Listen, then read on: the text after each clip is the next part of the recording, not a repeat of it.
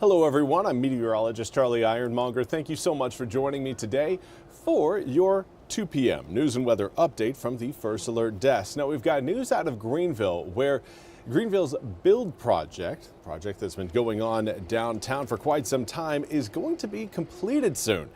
The nearly $42 million road reconstruction, streetscape, and greenway project began more than 2 years ago. The intersection of South Pitt and West 5th Streets, the latest downtown street to be closed off, is expected to reopen to traffic by Friday, nearly 2 months earlier than originally planned, according to the city. The city also says the Downtown Greenville Partnership will host a celebration to mark the finish on Friday, October 24th, at the State Theater on West 5th Street. The public event kicks off at 5:30 p.m. Now, the city says that while roadway construction along 5th Street is wrapping up, there will be some supplemental roadway work and greenway improvements that remain to be completed. Meanwhile, the North Carolina Department of Transportation continues on its Dickinson Avenue project. That work has been underway since 2022. Crews say the end date for that project has moved from the summer of 2026 to hopefully late next month or early December. And now we want to highlight the measles outbreak that is capturing the attention of parents across the country. NBC's Emily Akeda has more. This morning, measles cases are bubbling up again and wreaking havoc on the school year. After exposure to the disease, health officials reporting more than 150 unvaccinated children between two schools in South Carolina have been forced out of the classroom and into quarantine for 3 weeks, the length of time it could take for symptoms like fever, a cough, or rash to emerge. You have to then stay away from school for 3 weeks, which is going to hurt your ability to learn. And so hundreds of children now are suffering the fact that they aren't going to be able to go to school. And that's just one of the many consequences, I think, of these kinds of outbreaks. An outbreak has also been growing in the Minneapolis-St. Paul area, where 118 students are under quarantine, according to health officials. And a measles exposure temporarily closed a preschool, according to local reports in central Ohio. While one of the largest multi-state outbreaks of the year continues sweeping along the Arizona-Utah border, with more than 100 people diagnosed with the disease.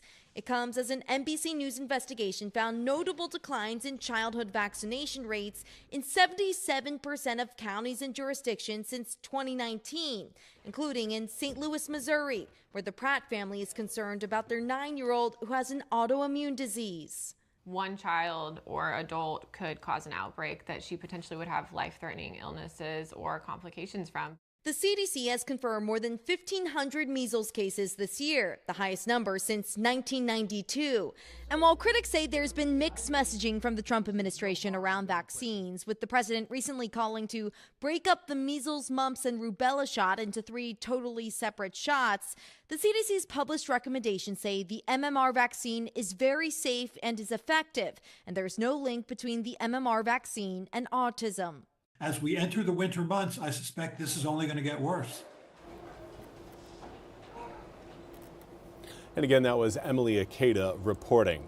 We now want to turn to your weather forecast today. It's looking again like the gray skies are going to be a little bit more stubborn than what I'm sure many of you would really hope for and approve of. But we've got some sunshine coming in tomorrow. We're starting to again see a little bit more sun back towards Raleigh and areas off to our west. That will lead us to, again, the blue sky result that we're all hoping for, yearning for, wanting.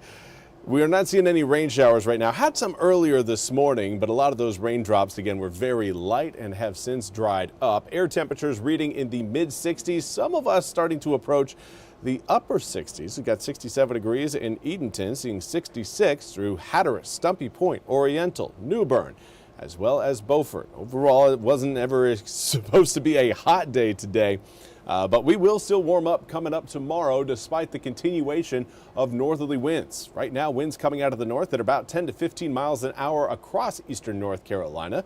Coming up tomorrow, we will likely again see similar wind speeds and similar direction. Well, really what that's going to do, it's going to help keep our humidity low as we approach the weekend. Coming up this afternoon, again, more and more gray on the way. Not going to be getting too much warmer than where we're at right now. So again, may end up just shy of 67 degrees across parts of the east. But for tomorrow morning, starting out with mostly sunny skies. The only kind of caveat in that forecast is going to be the cloud cover over the Outer Banks. That's where we could see some lingering clouds as we head into tomorrow. But inland areas along and west of Highway 17 will likely be seeing sunshine from start to finish. According to Michael Heath, it's cloudy in Edgecombe County. Michael, 100% right. Right now, looks like the line of clouds is set up a little bit further back on the western side of Raleigh and just west of Durham. That's where we're kind of seeing the state split in half. Some of us cloudy, the others very sunny. Obviously, the eastern half is the cloudy half in that equation. For tomorrow afternoon, getting into low to mid 70s, going to feel quite nice with all that sunshine around. That sun is going to be due to, or at least the sunshine is going to be due to that expanding high pressure system. It's going to do a great job of getting a little bit bigger, but also slowly trying to calm our winds down. It's going to be difficult. I don't think we'll actually see calmer winds until we get into this upcoming weekend because it's going to be such a slow-moving system. It will still promote more of a northerly breeze across the east through Thursday and Friday, and that northerly wind will have an impact. Take a look at your daytime highs and overnight lows for Thursday and Friday. Remember, tomorrow we're back in the low to mid 70s. Then we get into your Thursday and Friday. Overnight lows are taking a little bit of a dip from Wednesday night into Thursday morning, even more so Thursday night into Friday morning. That 42-degree reading is going to have some Pirate fans reaching for possibly some hand warmers or maybe a jacket for the game against Tulsa coming up Thursday night.